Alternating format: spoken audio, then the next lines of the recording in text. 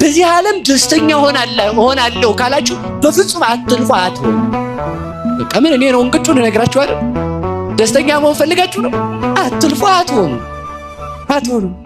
ባለስልጣንም ብትሆኑ ሌላ ችግር ይመጣል። ባለሀብትም ብትሆኑ ሌባው ያስቀምጣል። መልከኛም ብትሆኑ ሰው አያስቀምጥም። ጎራዳም ብትሆኑ ሰው አያስቀምጥ። ተመልከቱ፣ መልከጠፍ እያለ ማለት ነው።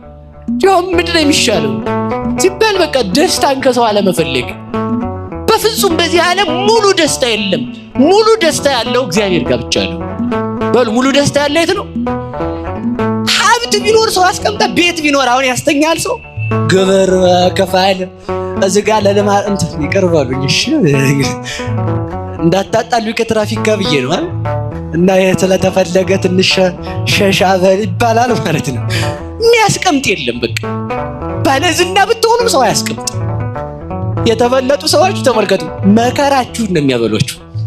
በቃ በዚህ ዓለም ከሰው ምንም አንፈልግም። እስኪ በሉ ከሰው በሉ ምንም አንፈልግም። ያ ማለት ሰው አያስፈልገንም አላልኩም። በሞት ያፈርሰውላችሁ ለማለት የፈለግኩት እኔ ሰው እንዲያከብርህም አትፈልግ። በቃ ያው ነው፣ አትጨምርም እኮ።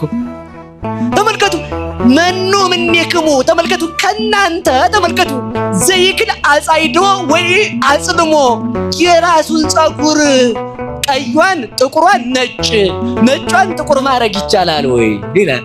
አዎ እንችላለን። ለምን መቼም የከተማ ሰው አላሉ። አንድ ልጅ ውሃ ወደ ታች ለሚፈስ ሲባላሉ እኛ ጋር ወደ ላይ ነው አላሉ። የከተማ ልጅ ቧንቧ ነው የሚያውቀው እሱ። ትልቅ ችግር እኮ ነው። እና ተመልከቱ ምንድነው መሰላችሁ እያልኩ ያለሁት እኛ በቀለም እናደርገዋለን፣ እሱ አይደለም ያልኩ። ነጭ ሆና እንድትበቅል ማድረግ አትችሉም። የራሳችሁን ጸጉር ነጯን ጥቁሯን ነጭ ማድረግ ካልቻላችሁ ከሰው ምንም የምትፈልጉት ነገር አይኖር። ደስታችሁ በእግዚአብሔር እጅ ነው ያለው። ሰው አመስግኖ የሚጨምርልህ ክብር የለውም፣ እንደውም ይወስድብሃል። ሰው ካመሰገነ ባዶ ቤት ነህ አንተ። በቃ አለቀ። እውነቱን ማለት